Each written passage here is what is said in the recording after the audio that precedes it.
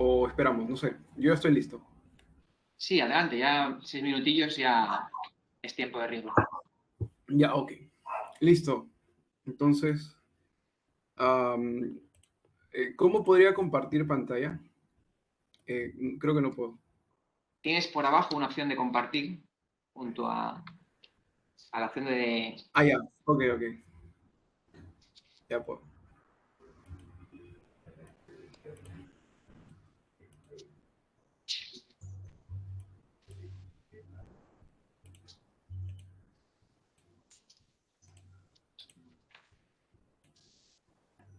Ok. Me avisan si se ve, por favor. Vemos un Word, sí. Sí, honestamente no me ha dado mucho el tiempo para hacer unos PPTs más decentes, así que eh, les ofrezco, digamos, unas extracciones de citas que he podido sacar de la lectura de este capítulo 4. Y nada, vamos, ¿no? Comenzamos entonces. Entonces, básicamente lo que pasa en el capítulo 4 o la idea fuerza que quiere presentar Rosenthal en el capítulo 4 es una correlación entre la historia y la lógica, en donde se va a exponer en sus dos aspectos. Primero, en la correlación entre la lógica del pensar o la historia del pensar con la lógica, y también con la lógica con la historia del objeto, ¿no? Que eso va a ser ya la parte final. Entonces esos son los dos grandes aspectos que vamos a ver en este capítulo 4. Pero vayamos al inicio. Uh, Primero tendríamos que ver, y eso es lo que hace Rosenthal, la particularidad de dónde sale esta idea de la coincidencia entre lo lógico y lo histórico. Ya estoy acá pues en la página 188, ¿no? Habría que ver de que esta idea nace con Kant, ¿no? Con Kant, claro, con Kant, pero a partir de Hegel lo retoma como una crítica, ¿no? Esto no está tanto en Rosenthal, sino a partir de lo que puedo investigar, que en Kant ya había, en su lógica trascendental, en las categorías, ya había llegado a cierto grado de poner el nivel de las categorías del pensar como categorías del ser, pero el problema de Kant era de que estas categorías del pensar tan solo, digamos, estaban en el sujeto trascendental, pero no eran categorías de la realidad en sí. Recordemos, pues, en Kant, la separación fenómeno-númeno, ¿no? Entonces, Hegel, no me voy a detener en los detalles porque bueno, es bien complejo, adapta o corrige esta desviación subjetivista de Kant hacia que estas categorías del pensamiento son categorías de la realidad tal cual, ¿no? De la realidad objetiva. Entonces, de ahí viene, pues, la unidad entre lo lógico y lo histórico, ¿no? Lo que Kant tenía, o lo que había en Kant, era el problema del trascendentalismo, o de lo a priori, ¿no? Las categorías en Kant, las categorías lógicas, pues se aplicaban a los particulares, ¿correcto? Pero, ¿de dónde venían estas categorías? Las famosas 12 categorías de Kant. No, Kant no podría decir de dónde vienen, él simplemente hizo una deducción, la deducción trascendental, y dice, mira, sabes que estas son las 12 categorías y no te puedo decir nada más. O sea, no sabemos de dónde vienen, simplemente las aplicamos. Y eso es un problema. O sea, no sabemos las causas de los que finalmente nos permiten conocer. Y el problema de fondo aquí es una separación radical entre el ser y el pensar, ¿no? Hay una separación radical que se expresa en el trascendentalismo, o al menos eso creo yo. Claro, el problema de esto es que si hay una separación entre las categorías del pensar con la realidad, ¿cómo esperamos que podamos conocer? O sea, conocer objetivamente, digo. Y ahí vienen pues las concepciones más subjetivistas, en donde, claro, Ahí ya simplemente el conocimiento sería una cuestión de convención social, o el conocimiento sería un instrumento del sujeto, etcétera, etcétera, etcétera, ¿no? Esto viene el problema porque Kant no pudo resolver cómo las categorías lógicas del pensar no se adecuaban correctamente a la realidad, porque no había una especie de relación de asimetría, o lo que acá conocemos, o lo que acá se entiende como correlación. Esto recién se produce en Hegel. En Hegel hay una correlación entre las categorías del pensar con las categorías de la realidad. Claro, hay una crítica, ¿no?, sobre la base idealista, pero eso lo vamos a ver luego. Esto es en inicio. Esto es en inicio, ¿no? Claro, cuando estamos hablando de las categorías lógicas, esto ya debe estar bien entendido. Nos estamos refiriendo pues a, bueno, acá lo señala, ¿no?, las leyes específicas del conocimiento como las que se refieren a que ésta pasa de las verdades relativas a la absoluta, de los fenómenos a la esencia, menos profunda a la que es más, y esto es una cita, ¿no?, de la identidad a la diferencia, de la contradicción, de la contemplación viva al pensar abstracto, solo pueden ser comprendidas rectamente partiendo de la ley de la coincidencia de lo lógico y lo histórico. Ya, este es el punto de partida, vamos a decirlo así, ¿no? Este es el punto de partida. Entonces, acá también, en este pequeño párrafo, también hay un problema que vamos a tener que resolver, ¿no? ¿Qué queremos decir cuando estamos hablando de la unidad entre lo lógico y lo histórico? No es muy claro. Cuando hablamos de una unidad o una identidad, ¿acaso estamos diciendo que lo lógico y lo histórico son iguales? No, eso es lo que Rosenthal no va a decirlo, no, explícitamente va a decir que no es así, no es una unidad, no es una identidad absoluta o metafísica, sino es una unidad dialéctica o, para ser más estrictos con lo que él dice, es una unidad mediada, ¿no? Y por esa razón, y esto lo vamos a resolver más adelante, simplemente lo estoy como dando pincelazos generales, pero acá Rosenthal nos está dando o nos está ofreciendo un panorama general de del problema que vamos a tener respecto a cómo comprender la unidad entre lo lógico y lo histórico, cómo se da esta unidad, cómo se expresa su unidad. Y claro, acá la cuestión fundamental es, y acá tomo una cita de Lenin, que esta correlación se expresa en líneas generales, ¿correcto? Ya, más adelante vamos a profundizar sobre esto, ¿no? Ahora, también es importante ver que esta unidad entre lo lógico y lo histórico se expresa también en diferentes campos, por ejemplo, en la mente del individuo, en el desarrollo del niño, o sea, el desarrollo ontogenético del niño, es decir, desde que es un niño, las capacidades cognitivas, infante, adolescente, etcétera, etcétera, etcétera, ¿no? También incluso están en los animales, o sea, se expresa cómo las leyes del conocimiento a lo largo de la historia se reflejan en la cognición del sujeto contemporáneo, pero también en el desarrollo cognitivo del niño, en los animales. Entonces hay una figura, a mi juicio, de microcosmos, macrocosmos, ¿no? Eso es lo que estoy acá señalando. Uh, bueno, y acá está lo que habíamos dicho, que luego vamos a hablar sobre Lenin, ¿no? Las líneas generales con las leyes del pensar. Entonces, si hay una figura entre cómo las leyes del pensar o en la historia del pensar se expresa en el desarrollo cognitivo del niño, por ejemplo, tenemos pues que el desarrollo del cosmos, vamos a decirlo así, entre comillas, o de la realidad misma, para ser más precisos, se expresan en el ser humano, ¿no? Y viceversa. El desarrollo cognitivo del propio ser humano se expresa en el desarrollo histórico del pensar. ¿Ok? Entonces, esto es básicamente unas pinceladas iniciales de lo que vamos a ver a continuación en la exposición. Pero sigamos con Hegel.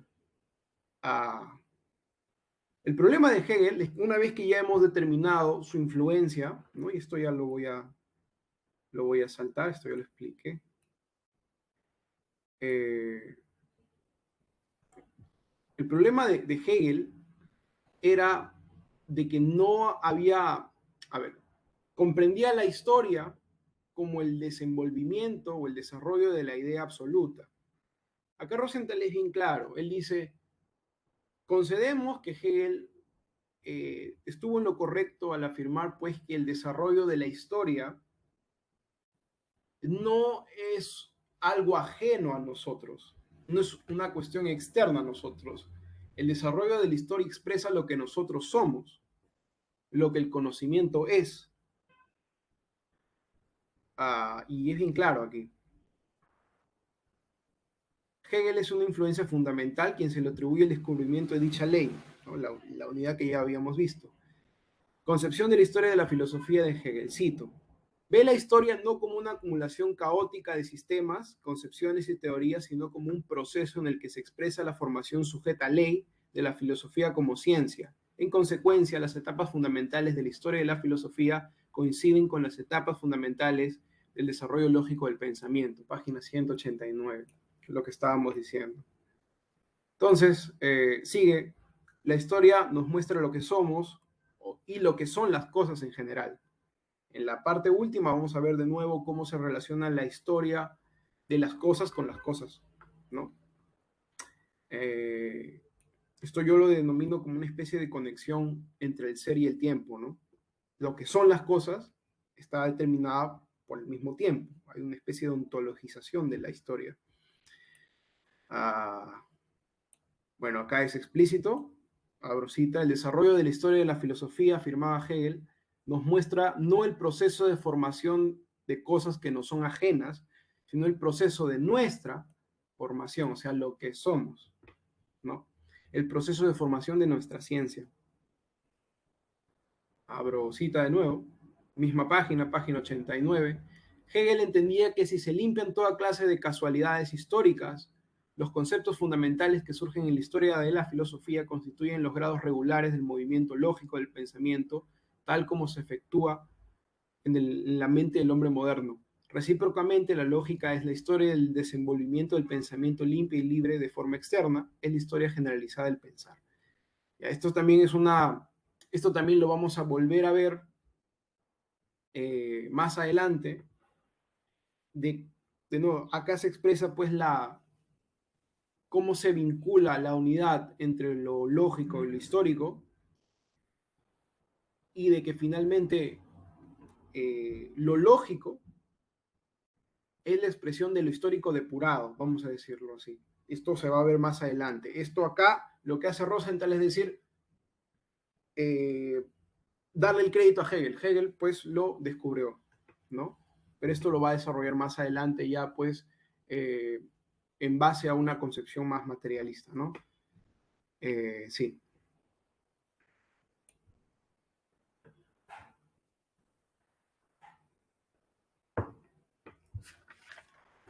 Bien.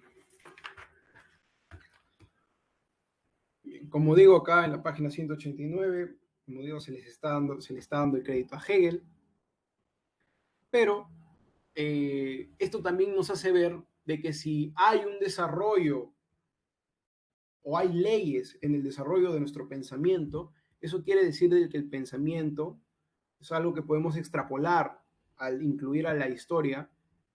La unidad entre lo histórico y lo lógico elimina la posibilidad de que el proceso real del pensamiento sea fruto de una imaginación enfermiza. O sea, no es algo arbitrario nuestro pensamiento. La forma como nosotros nos aproximamos a los objetos no es una arbitrariedad, sino es fruto de una acumulación histórica, ¿no? Es decir, la historia le da el carácter de objetividad, ¿no? Ahora, ¿cuál es el problema con Hegel? Una vez haber dado los méritos a Hegel, él muestra también sus limitaciones, de acuerdo a Rosenthal. ¿Qué se le critica? Se le critica concebir el desarrollo de la historia como ya lo mencioné, la manifestación de la idea absoluta, es decir, la historia sería el despliegue de esta idea absoluta, de de su riqueza, ¿no? Esta concepción es tachada de idealista y una mistificación del proceso real de las cosas. Además, y claro, si la historia es la manifestación de la idea absoluta, eso quiere decir de que la historia tiene el propósito de dicha manifestación, es decir, hay una teleología. La idea contiene en sí, cito, página 190, la idea contiene en sí de antemano la verdad, mas solo en calidad de verdad para sí, aún sin desplegarse y sin revelar toda la riqueza de su contenido. La finalidad de lo real es finalmente que la idea absoluta se despliegue. La historia sería para Hegel cito, un procedimiento para descubrir y también para desarrollar esta verdad, ¿no? Yo lo he interpretado esto eh, como una especie, o sea, que ya todo está contenido en la idea absoluta, pero contenida, condensada, y lo que hace la historia es nada más expresar lo que ya existía, ¿no? Una especie de, bueno, vamos a decirlo así, una a priori, ¿no? Algo que ya era lógicamente posible y ahora en la historia se realiza, ¿no? Pero ya estaba dado, ya estaba escrito. Y esto es la manifestación de la idea absoluta. Esto es la interpretación de Rosenthal sobre Hegel. No me pronuncio si es filológicamente correcta, simplemente lo reproduzco tal cual lo dice Rosenthal. Bien. Sí, acá es básicamente este párrafo señala también pues que este error que tiene Hegel al colocar una teleología, ¿no? Y el problema de la teleología es que es dada, o sea, es algo dado, algo previo, eh, a priori podría decirse incluso, por la prioridad de la idea absoluta, ¿no? Entonces, no es que la propia manifestación de la realidad misma genera su propia historia, sino que hay algo por sobre la realidad que la determina. Y esto es la idea absoluta. Y por eso pongo que, pues, a nuestro juicio, el problema con Hegel y su concepción idealista es que la dinámica de la historia no sale de la propia historia, sino sale de la idea absoluta, no sale de la misma realidad. Bien, entonces esto ya es una idea. Ahora sí ya cambiamos de tema, vamos a la concordancia de las leyes del pensamiento lógico, la coincidencia de la filogénesis, es decir, la evolución de las especies, y la ontogénesis, la evolución del ser humano particular en el aspecto de la condición. Ya dejamos Hegel. A ver. Aquí hay un proceso histórico del conocimiento, ¿no? Acá Rosenthal ha hecho un resumen, un ultra resumen de lo que sería pues una especie de teoría del conocimiento. Comenzamos con los griegos, en donde se capta el todo inmediato y general, la naturaleza, página 192, y luego hay un problema ahí porque nos vamos a la modernidad. Hay una especie de salto con Garrocha del medioevo, pero esto tiene su razón de ser, que más adelante lo vamos a explicar. ¿Ok? Pero por el momento de captar el todo general, vamos hacia la modernidad en donde captamos las partes, la particularización de ese todo, a su descomposición y la especialización en saber. Esto, como dije, ya es la edad moderna. Este es el paso del todo a la parte, ¿no? Y como también estaba mencionando, esto no es solamente un movimiento de la historia del pensamiento, sino también de los procesos cognitivos particulares, ¿no? Bien.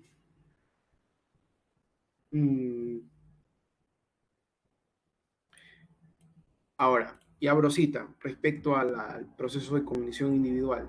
En el proceso individual de la cognición, tal como transcurre en la cabeza del hombre contemporáneo, nótese estos tres niveles de correlación.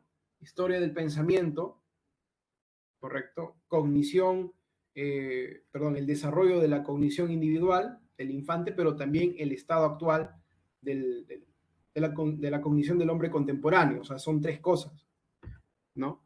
Y que se correlacionan. En el proceso individual de la cognición tal como transcurre en la cabeza del hombre contemporáneo, se observan los mismos momentos esenciales que han sido observados en la historia del conocimiento. Y aquí lo señala. 2 puntos. El objeto desconocido que ha de ser investigado se presenta al comienzo como algo entero, indivisible, en su concatenación general y completa con otros objetos, haciendo referencia a los griegos, ¿no? Luego se separa mentalmente de esta concatenación general, se divide en sus elementos y partes componentes, cada uno de los cuales se estudia por separado, ¿no? Lo que permite elevarse después a un nuevo grado de investigación y entrar en un conocimiento del objeto como un todo, en sus vínculos complejos. Desde luego, este proceso general de la cognición varía en dependencia del objeto que se investiga, posee particularidades específicas en las distintas esferas de la ciencia, más la tendencia general, y de nuevo esta parte de la tendencia general es importante, más adelante lo vamos a desarrollar, del movimiento de la cognición es precisamente la indicada, ¿no? De nuevo, hay una correlación entre la historia del pensamiento, la forma en cómo conoce el niño y la forma de la lógica del conocimiento, ¿correcto? ¿Y qué pasa con la edad medieval? Ya. Como habíamos dicho, había un salto entre la antigüedad hacia la modernidad. Rosenthal va a decir más adelante, ¿no? Cuando estemos hablando ya de cómo vamos a entender la unidad mediada, de que constituye un regreso y oscuridad para el pensamiento. Para el pensamiento. Lo que pasa es que aquí se expresa un conflicto entre leyes objetivas, ¿no? Esto solamente lo menciono, todavía no lo voy a desarrollar. Conflicto entre las leyes del pensamiento y las leyes de las sociedades, que claro, finalmente nos va a llevar a entender la unidad de lo lógico y lo histórico como una unidad mediada, ¿no? Entonces, la unidad entre lo lógico y lo histórico no, y abro cita, no ha de entenderse metafísicamente como una coincidencia plena y absoluta. Esto es lo que se referirá en líneas al decir en términos generales. Ah, claro. Acá lo escriben. Era que diga Lenin, no líneas. Lenin al decir en términos generales en una cita que ya habíamos mencionado y que precisamente está al inicio del capítulo 4, ¿no? Bueno, otro subtítulo. Corrección a Hegel y a los idealistas. Ya en la página 195, pues vamos a avanzar. El proceso histórico se desarrolla no debido a la realización de un fin establecido de antemano, como resulta en Hegel, ¿no? Pero tampoco por necesidades internas del movimiento del pensar. O sea, no es un proceso meramente subjetivo del pensamiento, ¿no? Sino que hay una vinculación con una realidad fuera del pensamiento. Lo que mueve son un conjunto de numerosas causas y circunstancias, ¿no? O sea, ¿cuál fue el problema de Hegel? Precisamente, pues, la famosa inversión, ¿no? De lo que se trata es que se priorice la dinámica real de la sociedad, ¿no? En donde es de vital importancia, ya abro cita, que lo que finalmente mueve a las sociedades son las fuerzas productivas de la sociedad alcanzado en cada periodo histórico, la naturaleza del régimen social, los intereses de las clases dominantes en tal o cual tiempo, la actitud de dichas clases frente a la ciencia, la lucha de las corrientes filosóficas fundamentales, materialismo e idealismo y la influencia de la misma sobre la evolución de las ciencias, etc. Cierro cita. En resumen, no es que lo que mueve a la historia sea el desenvolvimiento o el desarrollo o el despliegue de la idea absoluta, sino lo que finalmente mueve a las sociedades es el conflicto entre base y superestructura, aquello que también condiciona los estadios de la ciencia. Esto corresponde un límite a la concepción idealista. acá seré breve. Simplemente en la página 196 señala pues que respecto que la historia no es una historia lineal, sino que la historia, tal cual como se despliega en la realidad, tiene avances y retrocesos, tiene zigzags, ¿no? Y esto va a ser importante para entender el medioevo, ¿no? Y bien. Ahora, el deber ser, la teoría científica moderna del conocimiento y la lógica. Ya estamos en la página 196. La tesis que se señala aquí es la siguiente. La historia del conocimiento, abro cita, permite resolver el problema concerniente a cómo debe ser la teoría científica moderna del conocimiento y la lógica. Cierro cita, ¿no? Bueno, aquí se genera un pequeño resumen de la unidad entre la lógica y la historia en la página 197, ¿no? Podemos revisarlo, ¿no? Cito, ¿no? La página 197 en la parte de como ya hemos dicho, ¿no? Como ya hemos dicho, lo pueden seguir en su PDF o en su libro impreso, ¿no? Solamente he puesto 3 puntos porque no quería copiarlo todo. La historia del pensamiento es la práctica de la cognición, en el transcurso del cual se han ido elaborando y formando los principios y las leyes del conocer.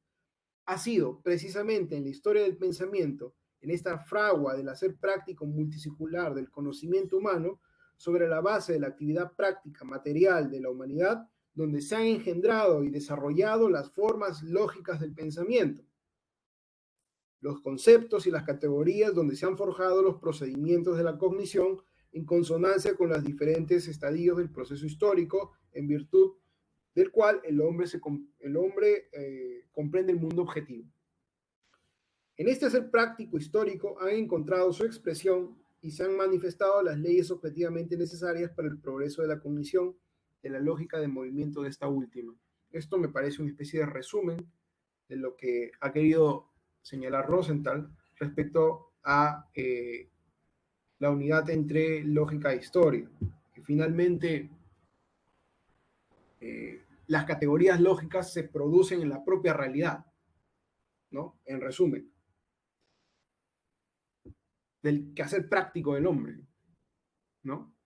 Ahora, página 197, seguimos. No es posible comprender una sola teoría científica moderna al margen del camino histórico que ha determinado su aparición.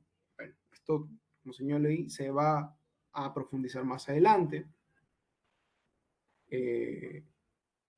Toda teoría es resultado de un desarrollo histórico del conocimiento y como tal absorbe todo el desarrollo precedente, lo que contiene en sí misma como premisa y condición de la existencia. Es decir, una teoría científica determinada, podríamos decirlo así, no es algo acabado en primer lugar, o sea, acabado en el sentido de ya está terminado, es absoluto e inmodificable y eterno, sino es fruto de un proceso de acumulación histórica, ¿ok? Es decir, que dentro de esta teoría haya los errores previos que los seres humanos a lo largo de la historia han tenido que pasar, pero esto ya no se expresa en su producto culminado, ¿se entiende?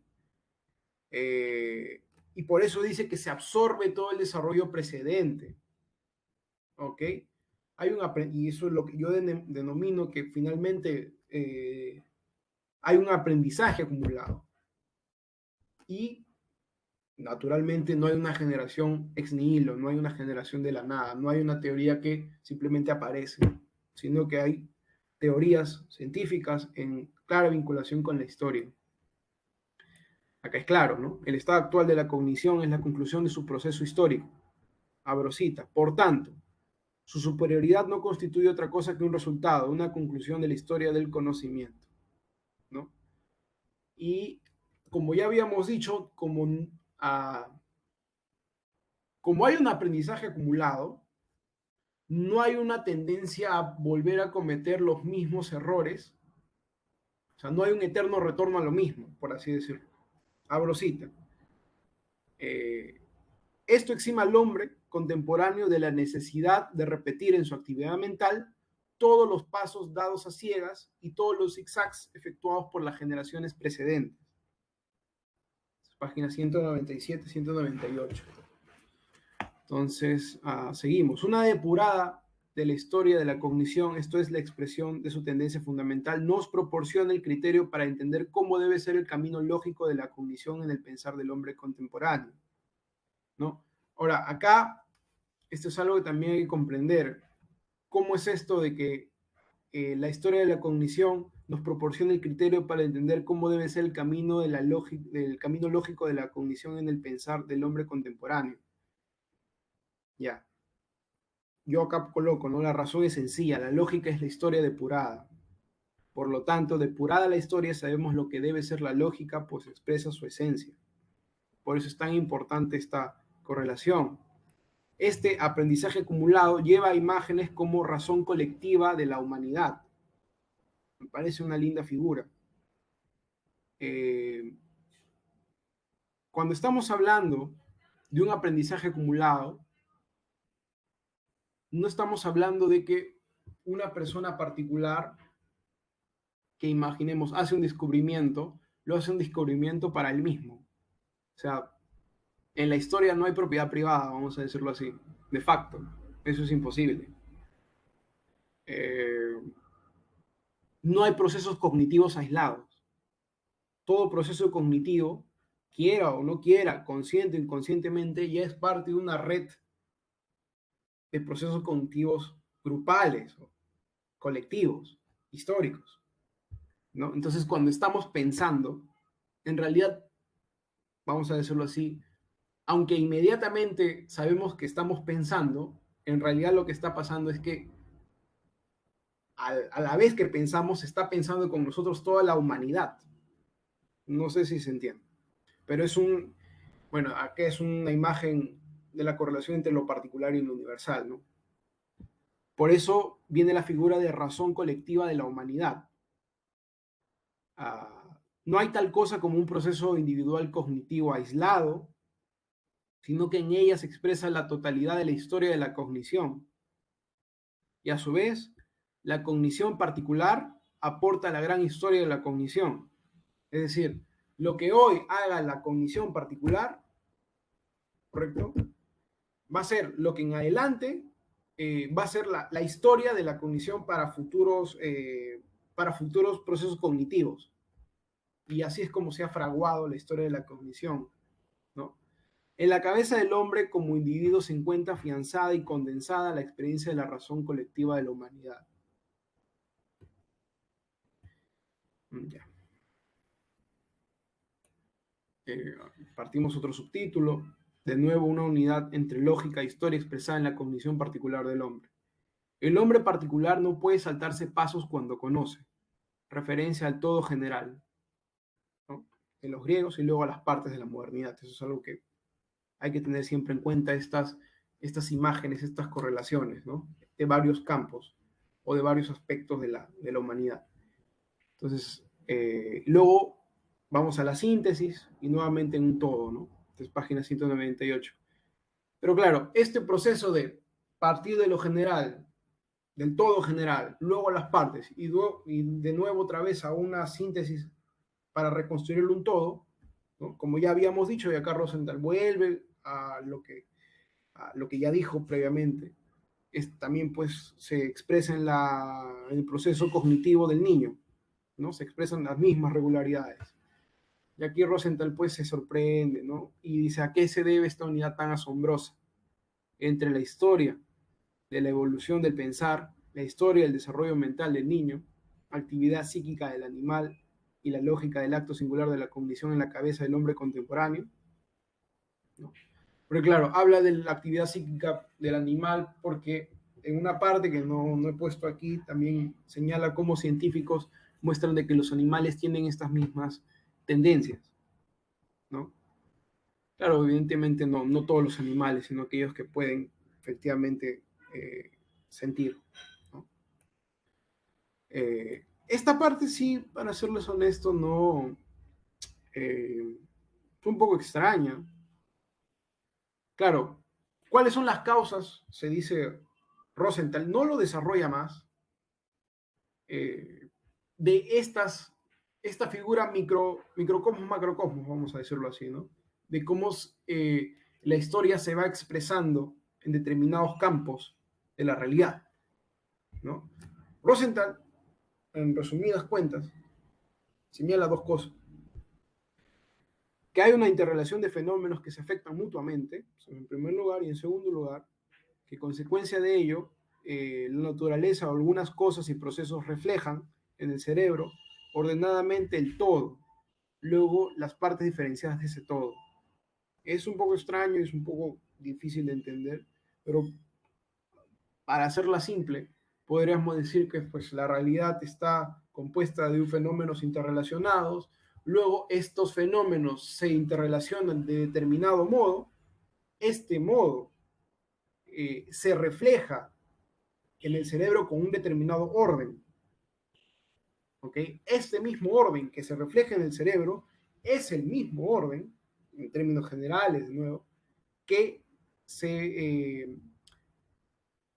que se realiza en la realidad, ¿no? Entonces, para Rosenthal, estas son las causas, ¿no?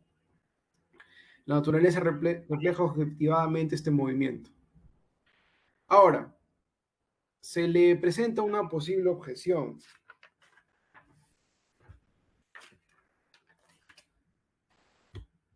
Ariam, ¿nos escuchas? ¿Sí? ¿Pasó algo? No, no, no. ¿Te puedo hacer una aportación muy breve? Sí, claro que sí. Es que he hecho en algún momento un comentario que no sé si ha sido un desliz y que igual es lo que entra en la consideración de estas partes como oscuras, esta última parte. Ha habido en más de un momento que has comentado, has hablado del desarrollo de la historia, cuando lo que está exponiendo Rosenthal es el desarrollo histórico del pensar. No el desarrollo de la historia humana, sino el desarrollo de cómo Mm, históricamente se ha desarrollado el pensamiento. Que no sé si ha sido simplemente un lapsus a la hora de hablar. sí, sí, tienes razón. Esa precisión concedo. Es la de la historia del pensar. No, le digo historia porque, bueno, es mal hecho porque es muy general y abstracto y puede prestarse a esas confusiones. Es correcto, sí. Y de modo que lo único que está comentando Rosenthal con estos dos puntos es que la realidad es un todo articulado complejo, de modo que eso ya sienta la base para que todas aquellas materias sensibles que están reflejando aspectos de la realidad, primero se acerquen a ella como una totalidad y después pasen a diseccionar sus partes. O sea, en el juego de estos dos elementos, de la realidad como una totalidad llena de interrelaciones muy complejas, y segundo, una materia sensible capaz de captar esa realidad compleja, se produce esta continua situación de captar primero la totalidad, lo superficial, y en segunda instancia llegar a aspectos más particulares, y luego ya veremos también lo de llegar también a esencias y tal y cual, ¿no? Pero lo que dice Rosetta es que estos dos elementos son la base que nos permite explicar todo lo que has dicho de animales, niños, personas. Y ya está, perdón, no quiero interrumpir. Ujú. Gracias, David.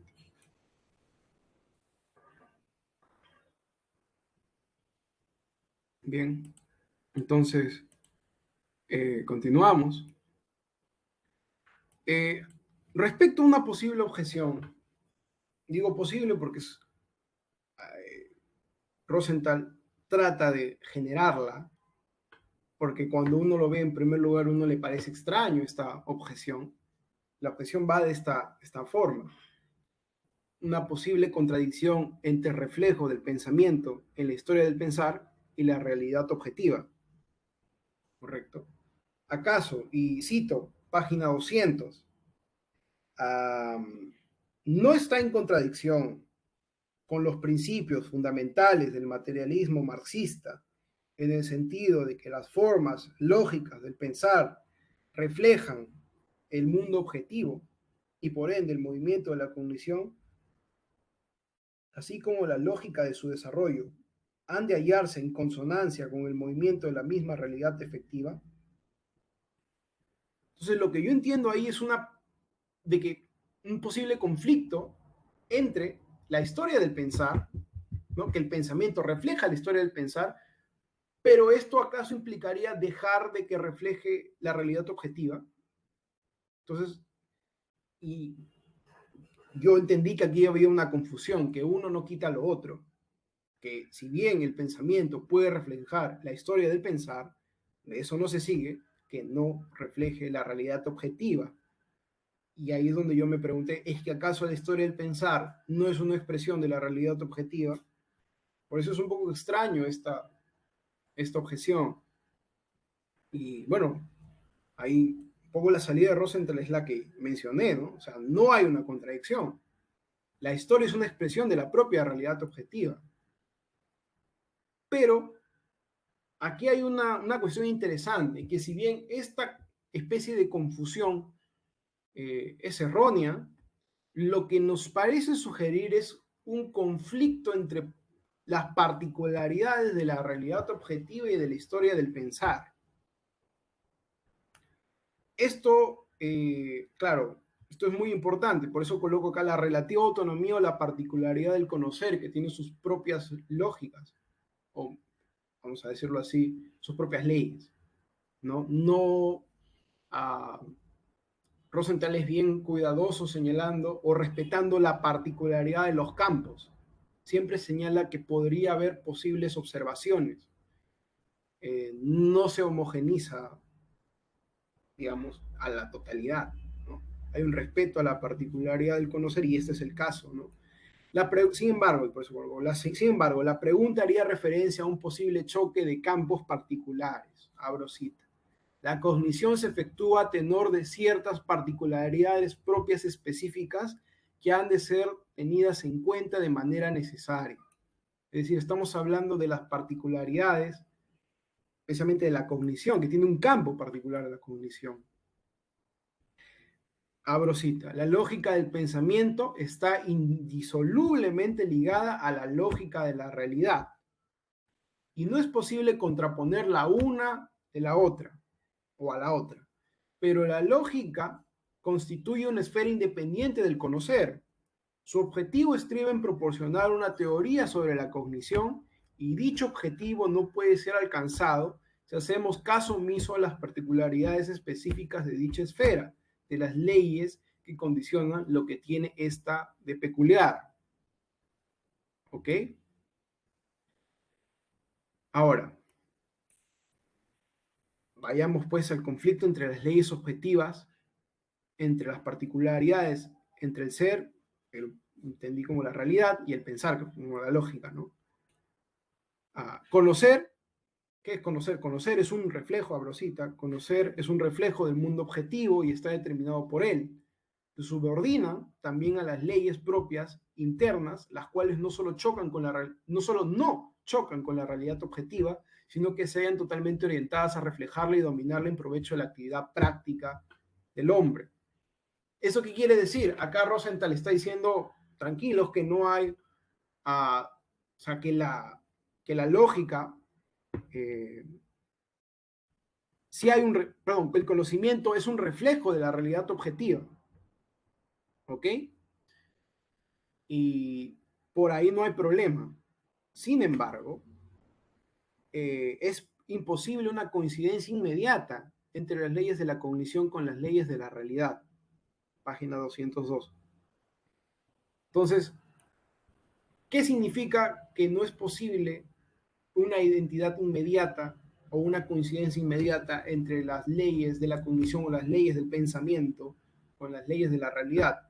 Acá le he tenido que dar vuelta un poco a estas cosas y bueno, yo llegué a la conclusión básica de que para entender por qué es imposible una coincidencia inmediata entre las leyes del pensar con las leyes de la realidad, habría que diferenciar lo lógico de lo cronológico, digamos. Y para explicar esto, habría que usar Aristóteles, ¿no? Que es el que usa Rosenthal, y es bien pedagógico. A ver, a nivel lógico, podríamos decir, ¿qué es lo prioritario en, digamos, figuras geométricas? A nivel lógico, lo prioritario sería pues ir de lo más simple a lo complejo. En ese sentido iríamos al punto, luego la línea, luego el plano y luego el cuerpo. O mejor dicho, finalmente al cuerpo. Esto es a nivel lógico. Sin embargo, si vamos a nivel cronológico, nos vamos a dar cuenta que el orden se invierte. En realidad, el cuerpo, que para lo lógico era lo último, para lo cronológico es lo primero. Se tiene que entender lo cronológico como lo que finalmente se despliega en la realidad, ¿no? Es lo primero el cuerpo, y desde el cuerpo es donde se extraen el punto, la línea y el plano. Página 202, ¿no? Acá estamos. Abro cita.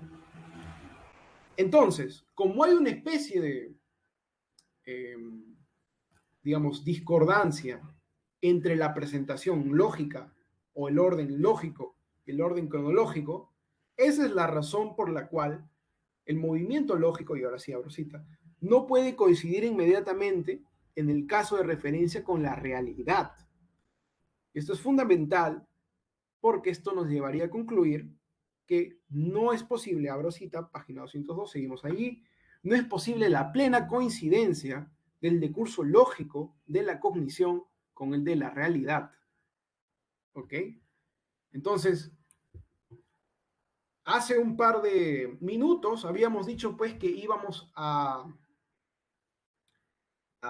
explicar qué es esto pues de unidad mediada, cómo entender la unidad entre lo lógico y la historia del pensar, ahora ya precisando, no la historia en general, sino la historia del pensar.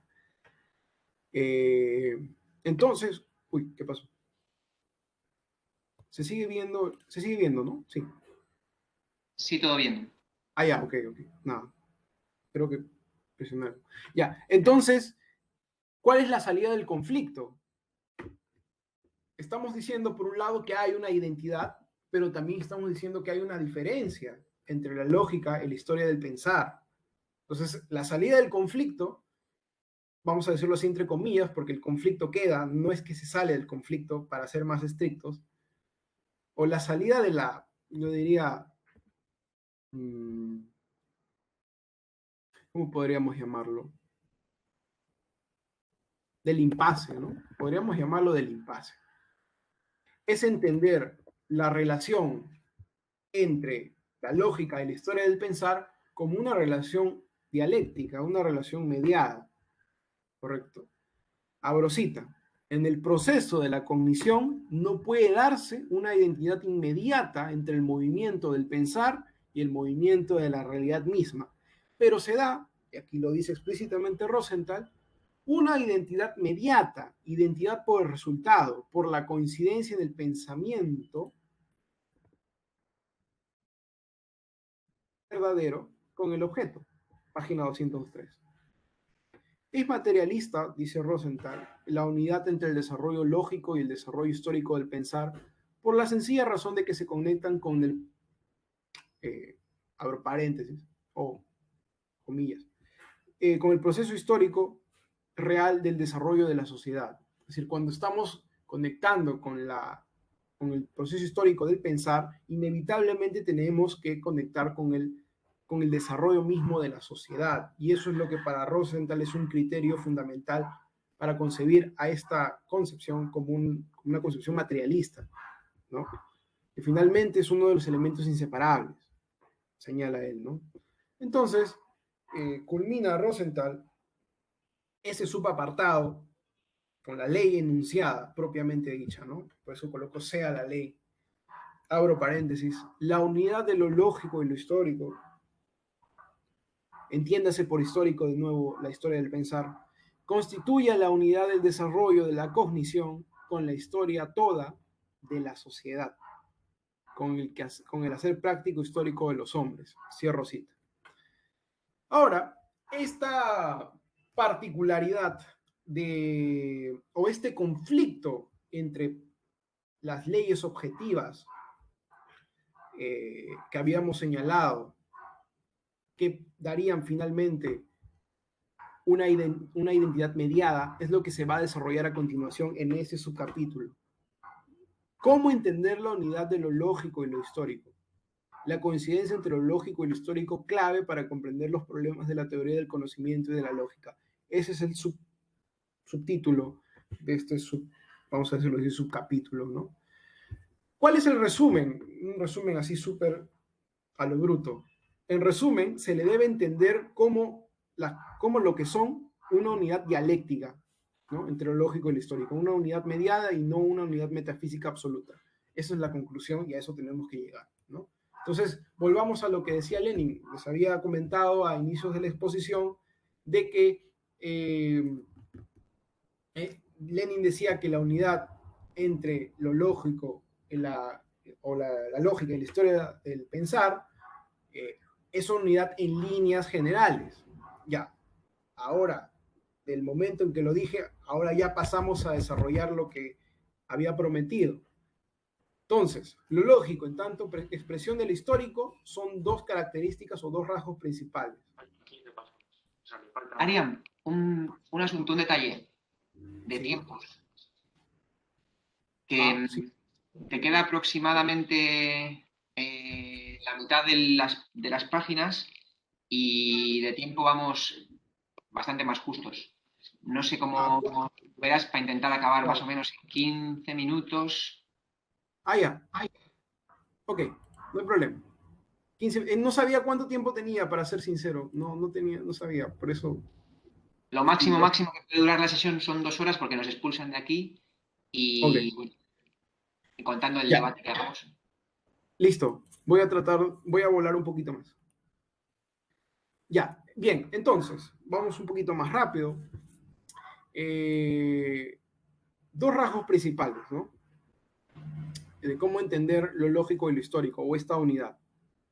Rosenthal señala dos. Primero, lo lógico es la expresión de la historia depurada. Esto ya lo había dicho previamente, pero no lo había desarrollado. Ahora lo vamos a desarrollar y para desarrollar esto vamos a volver al ejemplo de la etapa medieval que también habíamos dejado pendiente en momentos previos de la exposición. Y lo segundo es que lo lógico es la expresión superior de lo histórico. Entonces veamos cada uno. Engels decía que lo lógico es lo histórico rectificado. Entonces la pregunta clave es, ¿rectificado de qué? Habíamos dicho pues que acá lo fundamental es entender que la historia real tiene avances y retrocesos, zigzags, como lo dice Rosenthal, y de lo que se trata es que lo lógico se depure de aquello secundario, de las arbitrariedades, de las casualidades, de los retrocesos, de los zigzags. Y así lo que finalmente se obtiene es la lógica en su estado puro o en su aspecto puro, ¿correcto? En ese sentido, por eso estamos diciendo que la lógica es la historia rectificada. ¿Qué significan estas casualidades, retrocesos zigzags o zigzags? Rosenthal toma el ejemplo de la Edad Media. Esta época fue un retroceso en el conocimiento y resulta un periodo oscuro entre la antigüedad y la modernidad. Entonces, acá hay, como dije, hay un salto entre la antigüedad y la modernidad, pero Rosenthal tiene una razón aquí, porque estamos hablando del conocimiento. Y si Rosenthal está diciendo de que hubo un retroceso en el conocimiento, naturalmente no va a tomar en consideración, cuando estamos hablando del conocimiento, a la etapa medieval.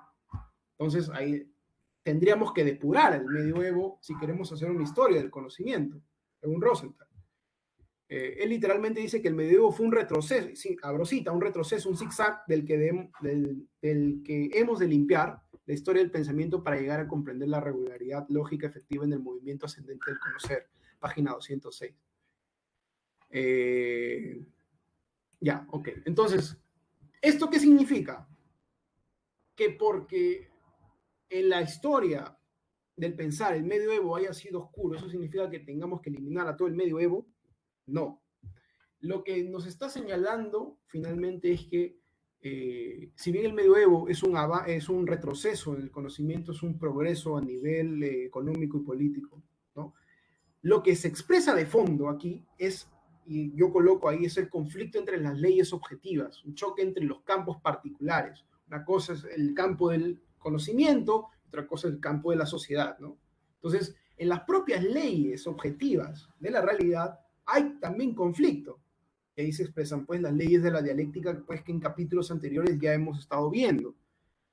Claro, y esto no hace más que expresar de nuevo que la unidad entre la lógica y la historia es una unidad mediada, conflictiva, ¿correcto? Lo que pasa en el medioevo, y acá lo dice estricto, la falta de coincidencia entre la acción de diferentes leyes, en este caso de las leyes del progreso económico y las leyes del movimiento lógico de la condición, hacia una penetración cada vez más honda del pensamiento en el objeto.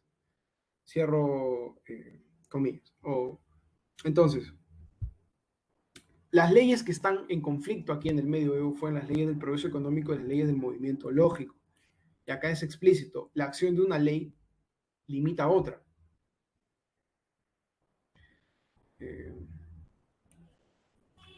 Acá podremos poner cómo se entiende esto. Es bien simple. Es bien simple. La sociedad capitalista actual probablemente nos habrá dado un salto tecnológico inmenso, pero a la vez, dice Rosenthal, es hostil a las producciones espirituales como la poesía y el arte.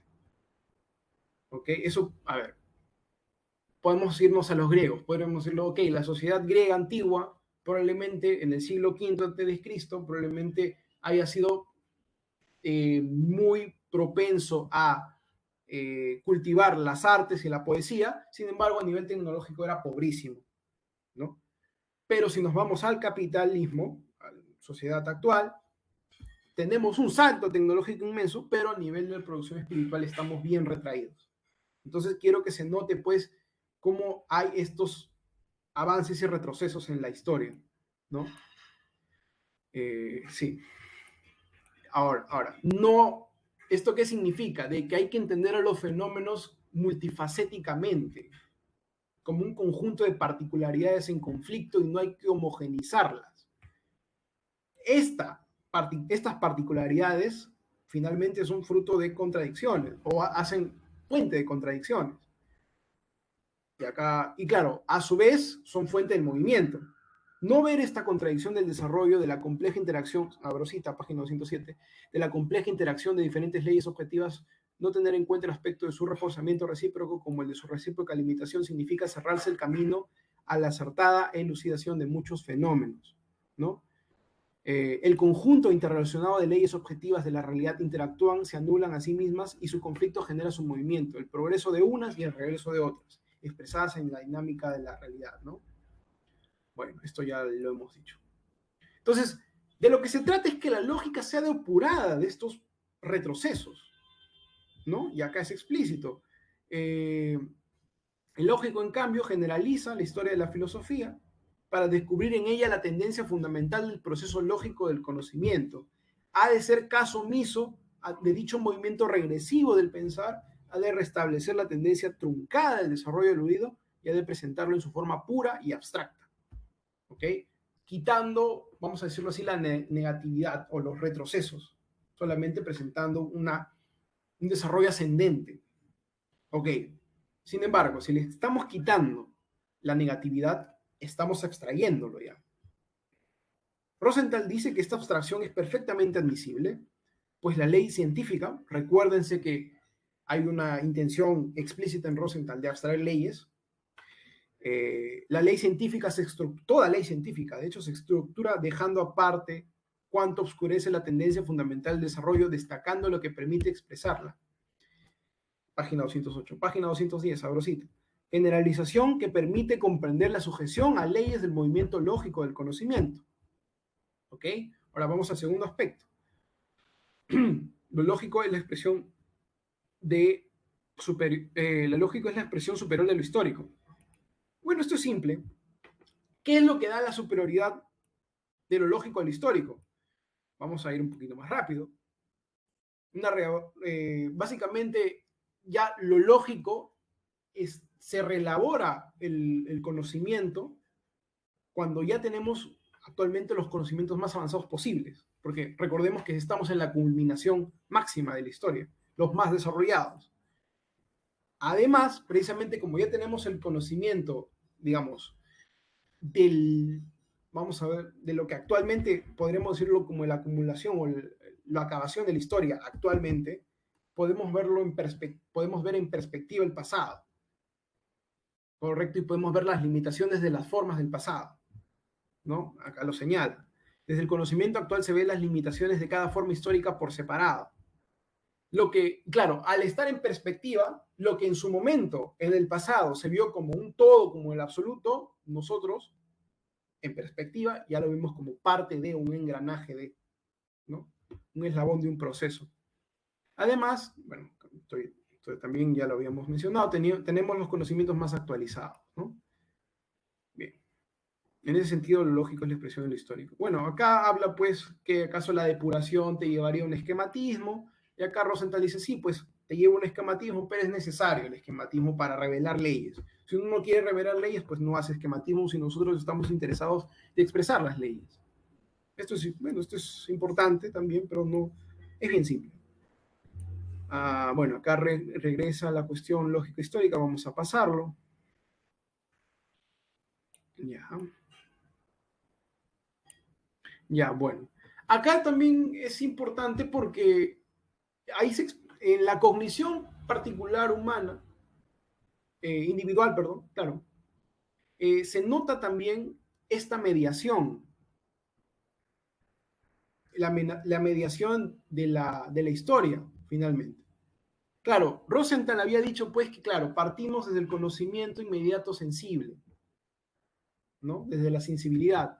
Pero si uno observa con mucha mayor atención, esto es un poco, esto es insuficiente, para decirlo así, ¿no? O sea, claro, podría darse una concepción en la cual lo más simple es lo sensible, lo que capta la sensibilidad, pero Rosenthal hace una precisión muy importante, porque si solamente Rosenthal se quedaría en que, claro, nosotros captamos lo sensible a partir de la inmediatez, o mejor, perdón, nuestro conocimiento más inmediato es el conocimiento sensible, para ponerlo así, eso sería una ingenuidad positivista, ¿no? Y esto me parece importante, que finalmente aquella supuesta inmediatez sensible esconde una inmediatez de conceptos, de acumulación de la historia.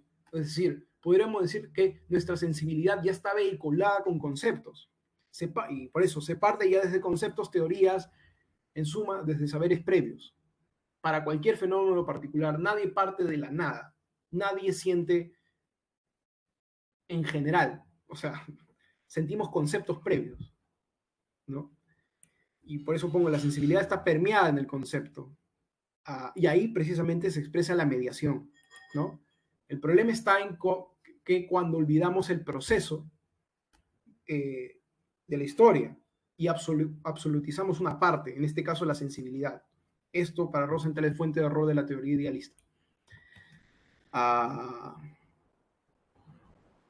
Bien, nada, acá podemos saltearlo. Bueno, acá señala pues precisamente si las cosas, si lo que son las cosas y lo que son las ciencias, precisamente se despliegan se expresan en la historia, o sea, una ciencia es lo que ha sido a lo largo de su historia, por lo tanto, y el razonamiento es simple, si uno quiere resolver los problemas actuales de una determinada ciencia, tiene que ver o tiene que tener una perspectiva histórica, para decirlo en simple, ¿no? En el estudio de la historia del pensamiento podemos resolver los problemas actuales nociológicos, precisamente porque yendo a la historia, estamos viendo la ontología del pensamiento, lo que es el pensamiento, a lo que el pensamiento es y ha devenido. Y como tal, expresamos sus progresos y sus regresos. Y en ese conflicto podemos captar el conflicto actual del problema de la nociología, ¿no? Y ahí nos puede dar una perspectiva o un criterio para la resolución de los problemas actuales. Bien, acá ya estamos en la correlación de la realidad objetiva, ya estamos en la última parte. Bien, ya habíamos hablado de la lógica con la historia del pensar, ahora vamos a la coincidencia de la lógica con la historia del desarrollo de la realidad objetiva. Página 221. En simple, la tesis fuerte aquí es que si uno quiere conocer las cosas, debe conocer la historia de las cosas. Tal cual. Si yo quiero conocer las cosas, debo conocer la historia de las cosas. Como ya se dijo, hay una especie de ontologización de la historia. La historia hace lo que las cosas son. Por tanto, si uno quiere estudiar las cosas, debe, entonces, o por tanto, estudiar la historia de su proceso, por la cual la cosa ahora es lo que es. Sin embargo, se observa que se puede partir desde la misma cosa actual si esta misma es lo suficientemente clara y diríamos, claro, esto lo vamos a ver más adelante con, por ejemplo, con el Capital en Marx, ¿no? De que si la misma cosa revela ya su forma histórica, entonces ya no es necesario partir de lo más simple, ¿correcto? Podemos simplemente analizar la cosa ya acabada, ¿no? Uh, bien, bueno, acá ya es lo que ya habíamos dicho. Ya. Ahora, hay unas observaciones aquí, que todos los fenómenos tienen historia porque mutan, aquello que no muta no tiene historia. El problema está en que cuando investigamos algo, solemos aislar el proceso. Esto puede ser útil para determinados fines, pero en otras se hace necesario volver a la historia. ¿Ok?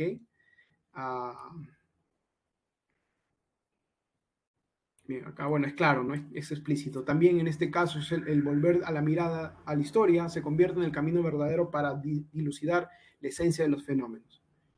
Esto debe elevarse a ley general, porque dice debe aplicarse a todas las ciencias, y claro, se eleva el carácter de ley de la condición.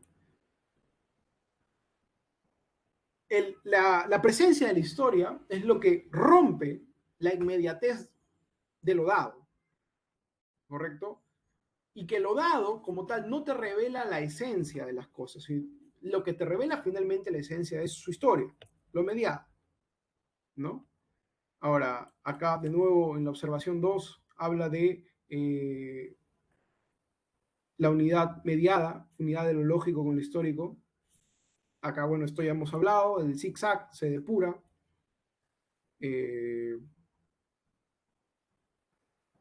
Vamos a adelantarlo.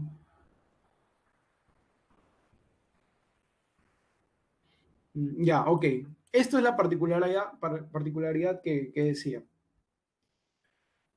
Cuando la forma evolucionada del objeto permite descubrir la esencia de su desarrollo histórico, la investigación puede empezar por el análisis del estadio más elevado del devenir histórico y luego explicar las formas menos evolucionadas. O sea, no es que necesariamente tenemos que ir, pues, del objeto ya acabado, vamos a lo simple. No necesariamente en todos. Si el mismo objeto ya acabado nos muestra su devenir histórico, ¿no? O permite descubrir la esencia de su desarrollo histórico, podemos comenzar por ahí, ¿no? Eso lo dice en la página 226. Esto pasa con el Capital, ¿no? Sin embargo, como ya estamos comprometidos con el proceso histórico, no es una excepción a la regla. Bueno, acá habla de las desviaciones entre lo lógico y lo histórico, ya que es simple, es bien corto.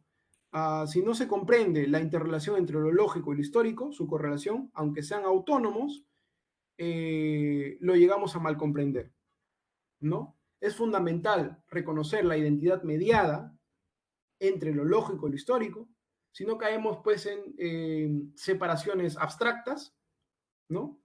Que son totalmente diferentes, o uniones metafísicas, que son completamente iguales, sino es una unidad dialéctica. Claro, entendiendo esta unidad mediada, nos permite comprender tanto a la lógica como a la historia.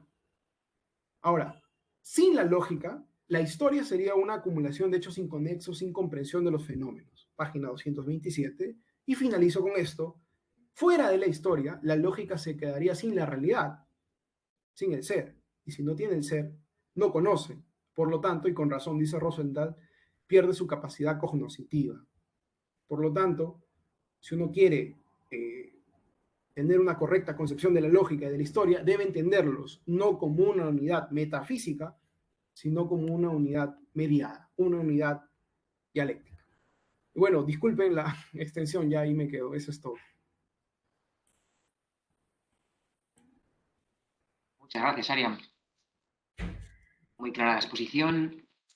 Y nada, pues empezamos con las intervenciones. Quien quiera comentar algo, preguntar, añadir alguna reflexión.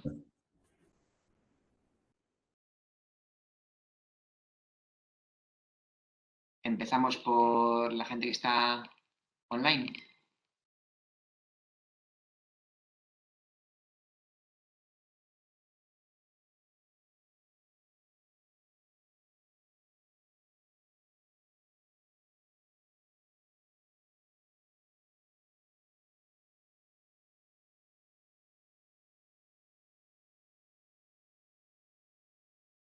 Noto que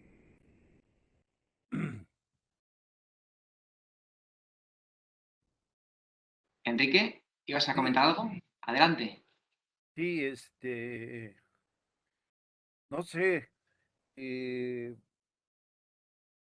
no es que en partes del texto haya cuestiones, rosas, sino a mí me parece que estamos, al volver a este texto, al volver al tema, necesitamos, entrar un poco como estudiantes en de lo histórico. Rosenthal habla de historicidad. Esto es vida como un principio dialéctico, entiendo yo, que exige el estudio de los fenómenos de la realidad. Pero a lo largo de la exposición y en la adenda que tú hiciste en el camino, haces la acotación de, a ver, espérame tantito, ¿estamos hablando de la historia de la cognición o de la historia misma? Y yo quiero entender que de alguna manera estamos hablando de lo mismo. Esto es proceso de la cognición, el pensamiento humano es un pensamiento histórico. Y en ese sentido me parece que el texto de Rosenthal debería detenerse un poquito para entender qué es lo que él entiende por historicidad.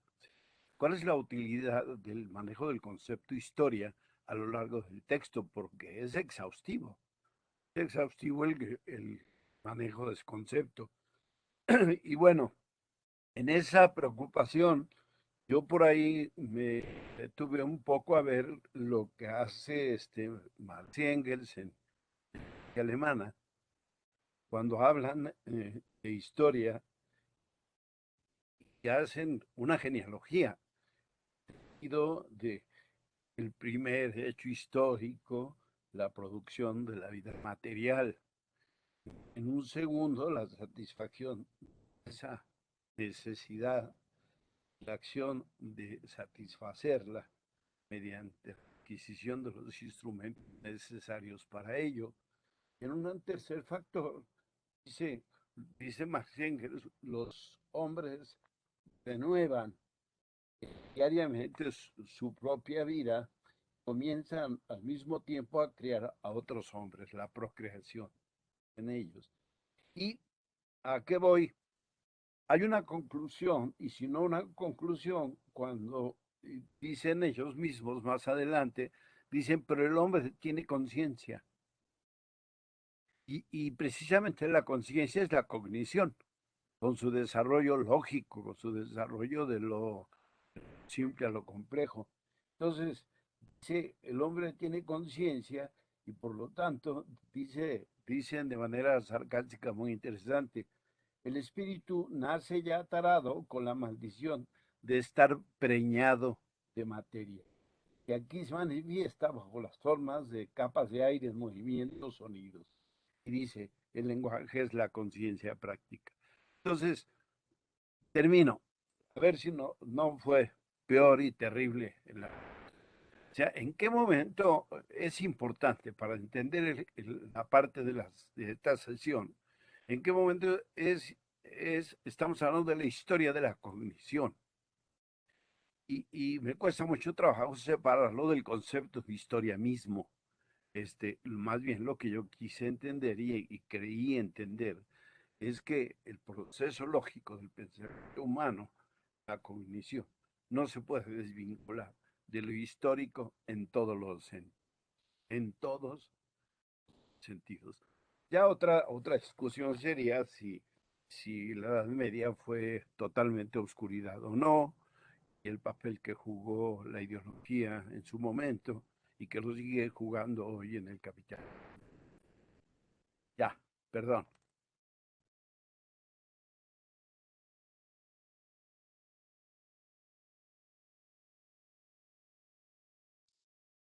Ariam, ¿quieres responder tú o dejamos la siguiente intervención de Carles? A ver si va. Ah, la dinámica, ¿cómo podría ser? ¿Acumulamos preguntas y lo resolvemos o por cuestión de orden vamos uno por uno? ¿Qué te parece? No sé. Pues igual lo que diga Carles, si Carles va muy al hilo de lo que ha dicho Enrique, pues que tome la palabra. ¿Es diferente la pregunta, Carles, o va en la misma onda? Si no, ¿Se me oye? sí. Sí, sí. Bueno, sí. Es un poco tangencial con lo que se ha venido diciendo hasta ahora, ¿no? Lo expongo muy rápido, ¿no? Entonces, por lo que hemos visto, Rosenthal sostiene que el desarrollo histórico de la cognición y del pensamiento sobre la realidad objetiva no está predeterminado hacia un fin, hacia la verdad objetiva como acerca de dicha realidad como fin en sí misma, ¿no? O sea, mi planteamiento tiene que ver con la cuestión a la que Rosenthal alude en varios puntos, a la cuestión de la teleología del desarrollo histórico del conocimiento, ¿no? Que no hay una teleología que dirija ese desarrollo histórico hacia un fin predeterminado, que tú también lo has expresado antes, que sí que está en Hegel, ¿no? A través de la idea absoluta, ¿no? Entonces, Rosenthal hace la crítica de Hegel y dice, no hay un fin predeterminado en el desarrollo histórico del conocimiento, mientras que Hegel sí que pensaba que la idea absoluta ya contenía esa verdad y, por tanto, estaba determinada hacia ella, ¿no? Entonces, bueno, lo que me ha hecho plantear todo esto es que, bien, especialmente en biología y en biología evolucionista, pues está muy al día, está sobre la mesa la cuestión de que existe una cierta teleología, ¿no? En los procesos biológicos y en la misma evolución, ¿no? Esto es una cosa que ya viene de antiguo, que ya la señalaron Aristóteles y Platón, parece ser, ¿no? Y que hoy en día, pues ya digo, está bastante en boga, ¿no? Por cosas como que, bueno, que por ejemplo se ilustra con cosas como el corazón, que es un órgano que evoluciona hacia una finalidad específica, o cosas como, por ejemplo, que yo que sé, las gacelas en la sabana africana, ¿no? Pues hacen esos saltos para alertar sobre predadores, ¿no? Entonces, que hay una finalidad en la evolución hacia estas cosas como un fin que ya está ahí, ¿no? También relacionado un poco con este aspecto teológico de la biología y sobre todo de la biología evolucionista está todo lo que es la teoría o pseudoteoría de Gaia, ¿no? Que está muy en boga, ha sido muy bien acogida por la teología de la liberación, por cierto ecosocialismo, ¿no? Y, y bueno, entonces la pregunta que yo tenía o el planteamiento que yo hago es decir, cómo entender este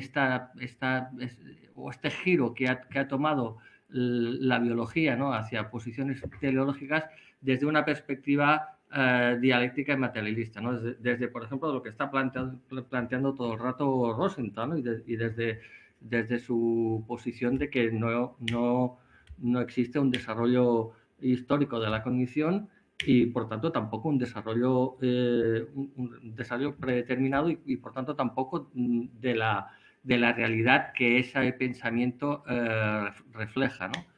Y bueno, esto es, para no extenderme más, esto es lo que planteaba, que bueno, ya digo, estaba un poco al margen de lo que ha expuesto Enrique, pero en fin, ahí lo dejo. Ok, gracias por sus preguntas. Comienzo con Enrique. Me preguntas cuál es la utilidad del concepto de historia y además señalas que te es muy complicado distinguir la historia del pensamiento con la historia misma. Es decir, ¿en qué momento se da esta distinción? Vayamos con la primera pregunta. ¿Cuál es la utilidad del concepto de historia? Como ya he mencionado en la exposición, Rosenthal le da al carácter del tiempo, le da al carácter de la historia un componente ontológico fuerte. O sea, las cosas son porque se despliegan a lo largo de su historia. O sea, vamos a decirlo así, yo soy mi proceso, las cosas son su proceso. No hay una esencia en el mundo de las ideas. ¿Ok? Acá no hay un vaso y lo que es el vaso no está en el mundo de las ideas. Lo diría Platón de forma muy vulgar. No es así. La utilización del concepto de historia en Rosenthal es, en este capítulo al menos, es bien precisa. Que hace la historia o el tiempo, a partir de la dinámica misma de la historia, genera lo que son las cosas y lo que deben ser también. Solamente hay historia y nada más. Lo que ocurre allí, nada más. No hay mayores recursos a un mundo transmundano, a un mundo de las ideas. No, solamente hay la historia y lo que ocurre y lo que acontece allí. Y por lo tanto las cosas son lo que ocurre en la propia historia. Por lo tanto, hay una suerte de ontologización, o las cosas están históricamente ontologizadas. Yo podría denominarlo así, ¿no? Eso es un poco lo que yo entiendo de lo que está tratando de hacer Rosenthal respecto a la historia. Ahora, ¿en qué momento se da la distinción entre la cognición y la historia misma? Y sobre que te es difícil separarlo, evidentemente, es complicado. Es complicadísimo y es más, hasta es incorrecto hasta cierto punto separarlos porque en la realidad no están separados. Y de eso es lo que hemos tratado en la exposición. Hemos dicho precisamente, y al final, ¿no? Al final de la exposición, de que si nosotros separamos la historia del pensamiento, ¿correcto? Eso, lo que estábamos hablando al final, es inentendible. Ambos siguen siendo inentendibles, inútiles. Si separamos la lógica de la historia, o de la historia y la lógica, por ejemplo, sin la lógica es lo que dije al final, ¿no? Si la historia no tiene un proceder lógico mismo, si no se puede abstraer ahí categorías lógicas, entonces serían una acumulación de hechos inconexos. No se comprendería absolutamente nada. Y del mismo modo, si la lógica no tuviera una conexión con la historia misma, la lógica misma no tendría ninguna referencia a la realidad. Se quedaría sin realidad. No sé si esto daría pie a ya afirmar, pues, que esto nos llevaría a una concepción extremadamente formal, como las lógicas simbólicas contemporáneas. No sé si podremos llegar hasta allí, no estoy seguro, no me atrevo a decir eso, pero lo que sí es claro es que sin la historia, ¿correcto? La lógica perdería su capacidad cognoscitiva. Es decir, la lógica deja de ser lógica, ¿no? Entonces, no, pues, no podemos separar la historia de la cognición con la historia misma. No, sin embargo, y esto también es otra parte de la exposición, tampoco podemos decir que son una unidad absoluta. Es necesaria también la separación porque, como ya hemos dicho, el proceso del conocimiento también tiene sus propias leyes particulares y la realidad también tiene sus propias leyes particulares. Y de lo que se trata es de depurarlas. ¿Ok? Esto también lo dice Rosenthal. Entonces, hay que tener cuidado, ¿no? Por eso hemos utilizado el concepto de unidad mediada, para entender la relación entre la historia de la cognición y la historia misma. Bien, respecto a Carles, sí, pues no estoy de acuerdo. La idea es que en Hegel hay una especie de predestinación, una teleología, un desenvolvimiento de la idea absoluta, en donde ya todo estaba dicho en la idea absoluta y lo único que hace la historia es reproducir la película, ¿no? No estoy, en términos estrictamente, eh, digamos, interpretativos, no estoy tan seguro de esta interpretación de Rosenthal, pero eso no es el punto es lo que él cree en este momento, ¿no? Entonces, él dice básicamente de que se opone, toda teleología es un vicio idealista, ¿no? Y claro, él dice que no hay fin, pero acá habría que hacer una precisión. Él menciona de que es inconcebible que algo como la idea absoluta controla la realidad misma. Él genera una inversión. Él dice que es la realidad misma, lo que pasa en la dinámica de la realidad. De nuevo, solamente existe la historia misma y nada más. Lo que pasa aquí hace que las cosas sean, hace que las cosas son como son, que las categorías lógicas sean como son y que los fines que se generan en la propia sociedad se generan en la misma sociedad, en la misma dinámica, en el conflicto base-superestructura, etcétera, etcétera, en la disputa de las clases. ¿Ok? Yo diría de que Rosenthal no es que, podríamos extender un poco, no es que se oponga que habría un fin, porque de hecho hasta cierto punto podemos entender el comunismo como un fin a donde estamos yendo, sino que se opone, y haríamos esta precisión, a que haya aspectos ajenos a la realidad histórica misma que controlen a la realidad misma. Eso es el punto fundamental a mi juicio. Ahora, otro punto que mencionaste, ¿cómo explicar la evolución de las especies? Bien, y que claro, en la biología se expresa una teleología, como una especie de fin que ya está ahí. Claro, esto es muy, muy antiguo, ¿no? Me hace acordar, claro, a Aristóteles y las causas, ¿no? Las cuatro causas, y una de las causas era precisamente la causa final, que las especies pareciera como se van orientando a algo. Y claro, teníamos pues esta concepción antigua, teleológica, de irnos orientados a algo ya en el cristianismo, es explícito, ¿no? Orientados, no sé, a la salvación final, etcétera.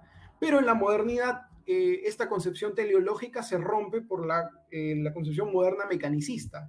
O sea, no hay lo que pasa en el mundo, en la realidad, no, o el movimiento no ocurre porque los cuerpos se orientan por sí mismos hacia algo, sino que es el ciego movimiento de átomos, o sea, es el puro mecanismo. No vamos orientados a ningún lado, sino es el juego mecánico. Claro, esta concepción de la ciencia niega, evidentemente, que existe una teleología, un movimiento teleológico, pero el idealismo alemán, precisamente, o mejor, en más estricto, el romanticismo, al ser una reacción a la ilustración, lo que finalmente hace es recuperar la idea de teleología.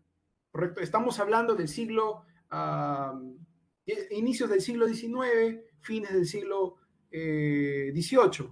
Recordemos que ya Kant, claro, en la crítica del juicio recupera la concepción de teleología, ¿no? Que cuando nosotros nos aproximamos, y eso es lo que dijiste, ¿no, Carles? Que cuando nosotros nos aproximamos a las especies, pareciera, y Kant dice que no son así, sino son como si. Esto es una distinción fundamental. Como si tuvieran un fin o un propósito, ¿no? Pero bueno, Kant, como sabemos, señala que esto es una cuestión meramente subjetiva, no es que están en las cosas, etcétera, etcétera, ¿no? Pero ya en Kant ya comienza esta reintegración de la teleología, y esto ya más explícita en su desarrollo en el romanticismo, en el idealismo alemán mucho más, ¿no? En Schelling ya se nota digamos, este despliegue teleológico, en Hegel también. Pero ahora, tu pregunta es, ¿cómo entender esta teleología desde una perspectiva dialéctica materialista? Esto ya también lo había mencionado con Enrique. A mi juicio, cómo entender una concepción teleológica de una perspectiva dialéctica materialista sería entender de que los propósitos o los fines y las orientaciones de las cosas no serán ajenas a la realidad histórica misma. Es la realidad histórica misma la que genera sus propias orientaciones, sus propios fines, sus propios propósitos.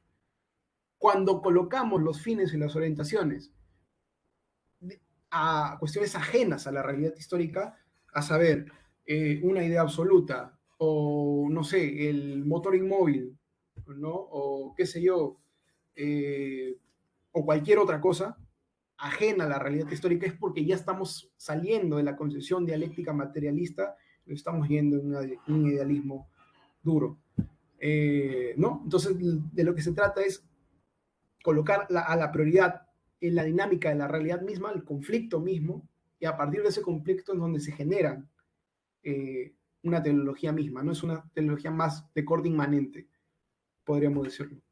Ya, yo ahí me quedo.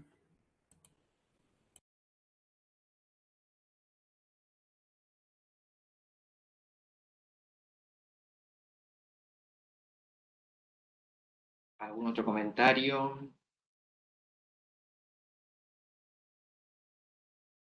No sé si quienes han comentado están satisfechos o quieren hacer otra reflexión al respecto.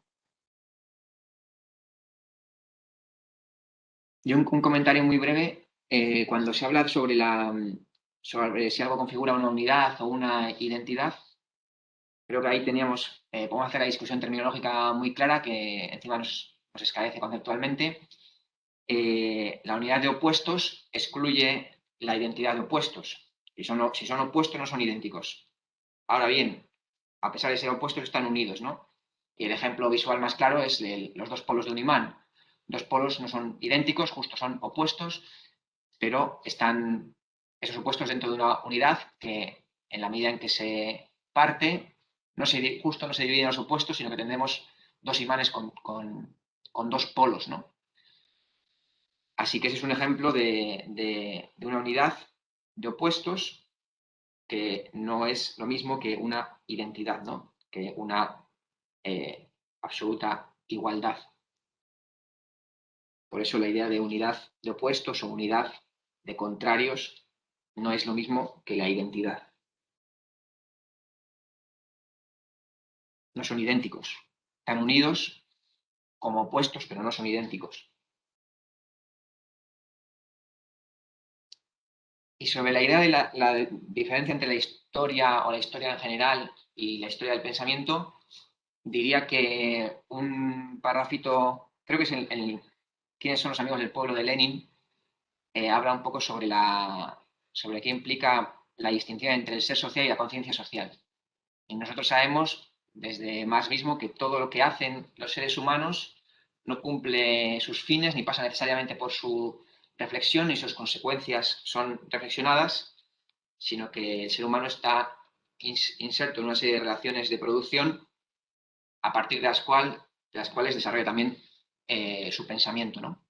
Entonces, el decurso de todas esas relaciones de producción y el decurso de su pensamiento no son tampoco idénticos, no hay una identidad entre una cosa y la otra. De nuevo hay una relación, son indivisibles, son parte de la historia, pero no son idénticamente lo mismo y por eso Rosenthal analiza la especificidad, incluso en qué momento dado pues un desarrollo material no va seguido de un desarrollo homogéneamente igual en todo el mundo de las ideas, etcétera, ¿no? Esta es la cuestión. No negamos, nunca negaríamos que todo ello fuera una unidad, pero estaríamos de nuevo ante lo que nos plantea Rosenthal. Estamos ante la realidad social, o sea, ante el conjunto de la vida humana, que es una totalidad. Analíticamente, analizamos cómo se mueve el pensamiento, ¿no? Estamos haciendo una extracción analítica justo para después integrar esto con el conjunto con el resto, por ejemplo, con la producción material y comprender mejor todo la trayectoria de la vida humana y su desarrollo, ¿no? Pero en todo momento esta disección de la realidad es una disección analítica, fruto, no arbitraria, de nuevo, sino porque el pensamiento, aun estando ligado a las condiciones objetivas, se mueve de una manera específica. El pensamiento cumple unas tareas en el conjunto de la vida humana que consiste en reflejar esa realidad, ir penetrándola cada vez más, etc., etc., ¿no? Entonces, esa especificidad del pensamiento, en qué consiste el pensamiento, que es una cosa distinta de en qué consiste producir los bienes materiales, aunque estén interrelacionadas, pues así como la producción material tiene sus leyes, pues el pensamiento tiene sus leyes y finalmente conseguiremos entender de manera más plena la sociedad cuando entendemos la síntesis, ¿no?, de todas estas determinaciones que el marxismo nos hace al mismo tiempo, nos desarticula, nos abstrae y divide analíticamente y luego de nuevo integra, ¿no?, en la concepción de materialismo histórico.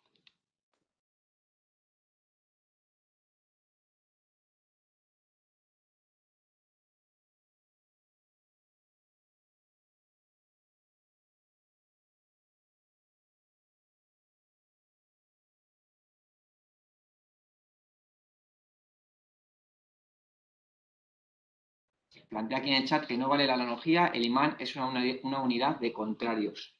¿Cuál es la unidad que surge de la identidad general entre la lógica e historia del pensamiento?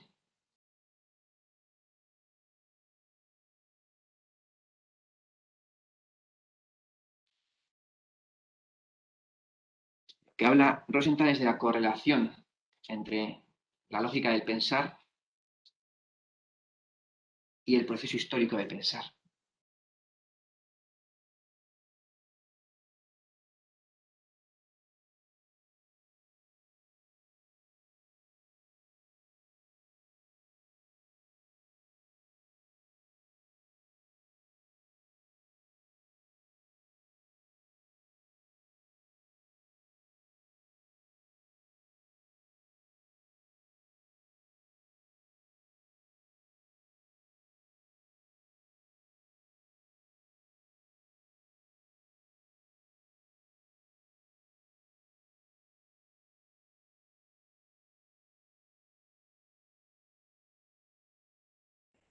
Tomando en consideración o sea, si uno es estricto a nivel terminológico, no podría decir evidentemente que hay una identidad, porque eso conllevaría a decir que son iguales.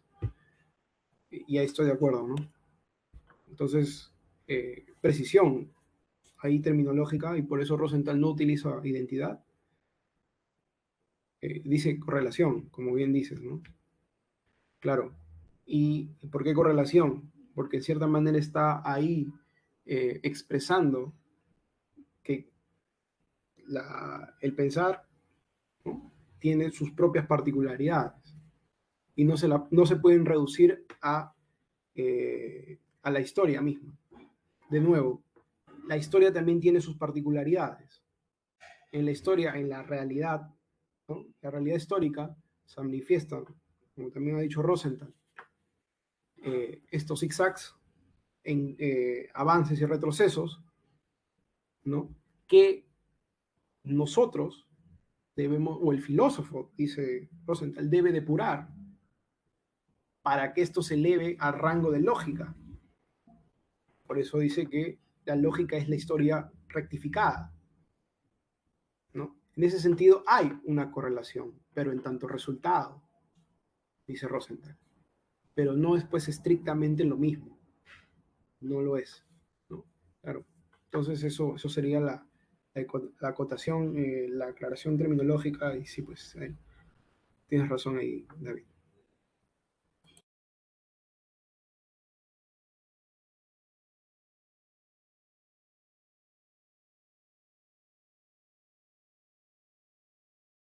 Ha dicho, Carles, la cuestión de la teleología de la biología, y hay una reflexión de Marx al respecto con una carta con Engels sobre Darwin.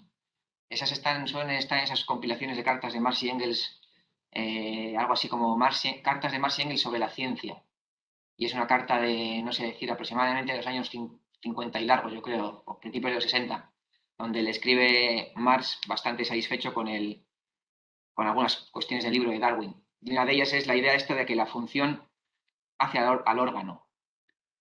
Y una forma materialista, entonces, de concebir o de acercarse a la cuestión de la teleología sería, y esto en Rosenthal lo vemos, es en todo posicionamiento filosófico equivocado, de un modo u otro, subsiste algún tipo de médula racional. Incluso el idealismo, aquí nos ha puesto Rosenthal que lo que hace, uno de los problemas de su gnoseología, es concebir que la parte de conocimiento mediada por conocimiento previo es la única que existe, ¿no? Y lo que hace en la concepción ideológica del conocimiento es absolutizar una de las partes del desarrollo del pensamiento. Pues con la idea de teleología tendríamos que hacer algo parecido, ver hasta qué punto, si se llega a considerar que todo el conjunto de la realidad está dirigida hacia un fin determinado de antemano, si eso es erróneo, en qué medida hay aspectos de la realidad que parecen ajustarse, si se analizan unilateralmente, a esa cuestión. Entonces, por ejemplo, en el caso de la biología, todo ser vivo que necesite, que en un momento dado evoluciona hacia cualidades que tienen que ver con el desplazamiento aéreo, porque está en condiciones de habitabilidad tales, pues resulta que desarrolla un órgano que tiene unas cualidades similares, aunque esté cubierto de plumas o sea una piel membranosa, que son las alas. Y eso da pie a pensar que las alas están hechas para volar, ¿no? Y como si de antemano algo tan preciso y tan extraordinario como las alas de un halcón tuviesen que estar diseñadas porque son excesivamente perfectas, ¿no? Y lo que ocurre es que hay unas condiciones objetivas que en el curso del desarrollo evolutivo, a todas las especies que se desenvuelven hacia el desplazamiento aéreo, van desarrollando esta cualidad, ¿no? Por selección natural. Entonces, ahí es cuando dice Marx que Darwin permite algo así como identificar la médula racional de la teleología, que no es tanto como tirar toda la teleología a la basura, sino entender por qué en un momento dado eso ha parecido lúcido y qué aspectos de real tiene esa cuestión. Y por qué parece que las alas han sido hechas de antemano para volar.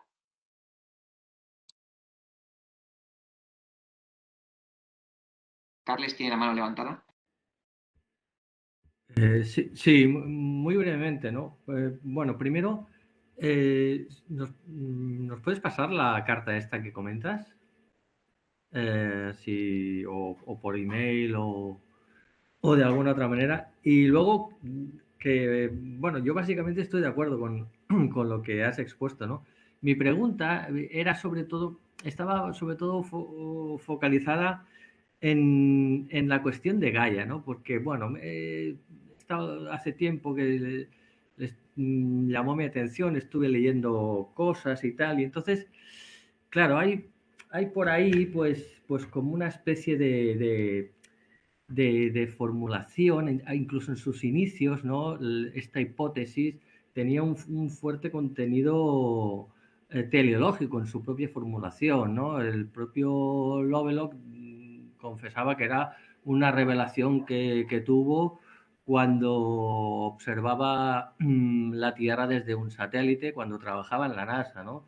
Luego Margulis pues fue puliendo poco a poco estos aspectos teleológicos, aunque ella misma también decía que había, que había un fin, ¿no? en la propia evolución del conjunto de las especies y de toda la vida en la Tierra, ¿no? Y bueno, ya autores más hacia aquí, pues han ido puliendo toda esta forma verbal que tenía este sentido inicial teleológico, ¿no? Pero subsiste el nombre como tal para una cosa que el término de Gaia, que no es solo un término, es un concepto, esconde un concepto, según yo lo veo, pues subsiste este término concepto. No solo subsiste, sino que además, o sea, hay infinidad de publicaciones muy recientes y desde que todo esto surge a principios de los años 70, ¿no? Pues que en general me da a mí la impresión de que atribuyen a Gaia, ¿no? Que es una deidad nueva que el tal Lovelock se inventó, ¿no? Cuestiones bueno, que no son más que la evolución de la vida sobre la Tierra como caso único y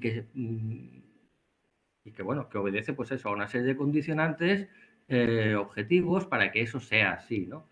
Y entonces, pues claro, todo esto también, aparte de lo Gaia propiamente, pues lo que es la teleología en la biología evolucionista sobre todo, pues se basa en las cosas que has comentado, que he comentado yo antes, de los órganos, la función hacia el órgano, etcétera, o bueno, también en cosas como que, bueno, en realidad, claro, o sea, la propia vida está codificada en el ADN, ¿no? de las células y de los organismos y su propio, el propio código pues contiene la información de que la vida tiene que perpetuarse pues como vida, ¿no? Entonces, claro, parece también que ahí hay como una, quiero decir, todo este conjunto de cosas se ha sacado se ha extraído un poco pues esta cosa de la teleología en la biología evolucionista, ¿no? Y también volviendo a lo de Gaia, entonces, claro, sorprende un poco que los principales proponentes de Gaia, ¿no? Pues resulta que son o adeptos o simpatizantes, pues tienen un pasado o unas creencias religiosas pues profundas, ¿no? Entonces, pues claro, eso a mí me chirría un poco en general, ¿no? Y por eso mi pregunta era cómo a la luz de la dialéctica materialista y de la ciencia actual, ¿cómo se ubica esta teleología de la biología evolucionista, ¿no? ¿Es una suerte de involución idealista, aunque se pueda sacar de ella cosas particulares de muy provecho, como tú mencionas que Marx comenta en la carta esta, ¿no? Pues era esta la reflexión que hacía, ¿no?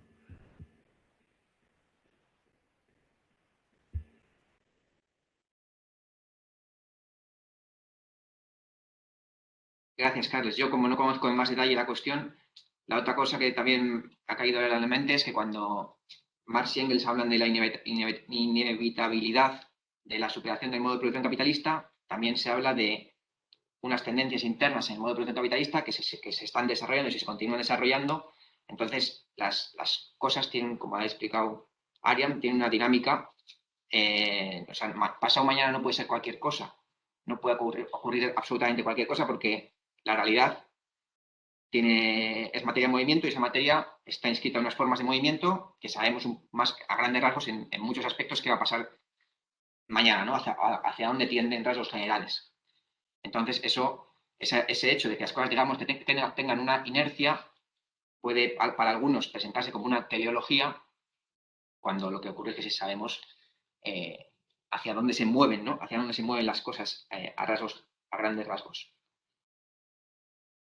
Entonces, por cierto, que he entendido lo que preguntaba Joaquín por el chat, que pone, no vale la analogía, el imán es una unidad de contrarios. ¿Cuál es la unidad que surge de la identidad general entre la lógica e historia del pensamiento? O sea, que lo que preguntaba Joaquín, si no entiendo mal, es que por qué se puede hablar de la lógica y de la historia del pensamiento como una unidad. Porque, claro, la unidad entre el ser y el pensar, que es lo último que analiza Rosenthal en ese capítulo, ya sabemos en qué consiste, en todo esto de que, por un lado, todo lo que el sujeto pensante es por sí mismo ya es materia. Todo lo que puede pensar es reflejo de la materia, etc, etc, ¿no? Entonces, pensar y ser son cosas distintas, pero no hay pensamiento sin ser. Todo lo que nutre el pensamiento es el reflejo del ser, etc, etc, ¿no? Entonces, ahí hay otra vez una unidad de contrarios. Entonces, Joaquín lo que pregunta es, bien, en el imán hay unidad de contrarios, en el ser y el pensar hay unidad de contrarios, en la lógica y la historia del pensamiento, ¿dónde está la unidad? Creo que esa es la pregunta de Joaquín. Yo entiendo, en mi opinión, la unidad es la filosofía, es el estudio del conocimiento humano.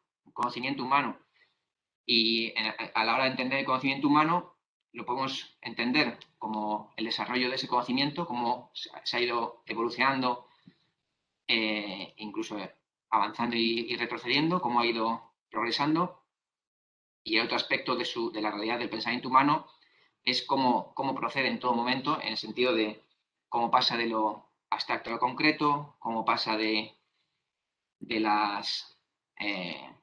lo superficial a lo interno, etc, etc, ¿no? Entonces tiene una serie, el pensamiento lo podemos ver en sus procedimientos lógicos, cómo procede, ¿no? Incluso podemos ver el procedimiento lógico de Marx a la hora de analizar el Capital,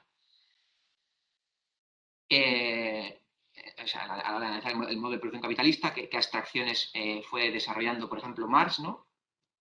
Y por otro lado, podemos ir analizando en qué momento surge la ciencia social, por ejemplo, o en qué momento surge el desarrollo de determinadas ciencias, o sea, de qué modo, no de qué modo opera el conocimiento, sino de qué modo se ha ido desarrollando el conocimiento a lo largo de la historia. Eso entiendo que es la unidad con dos aspectos que no son idénticos, ¿no?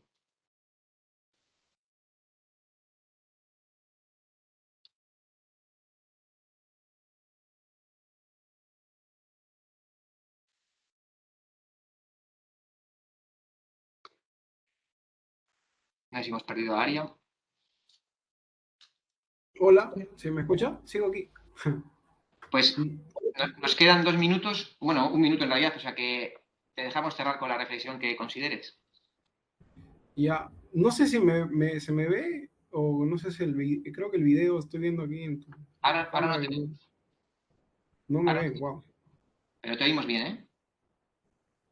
Solo se oye bien. No sé por qué la cámara no se ve. En fin.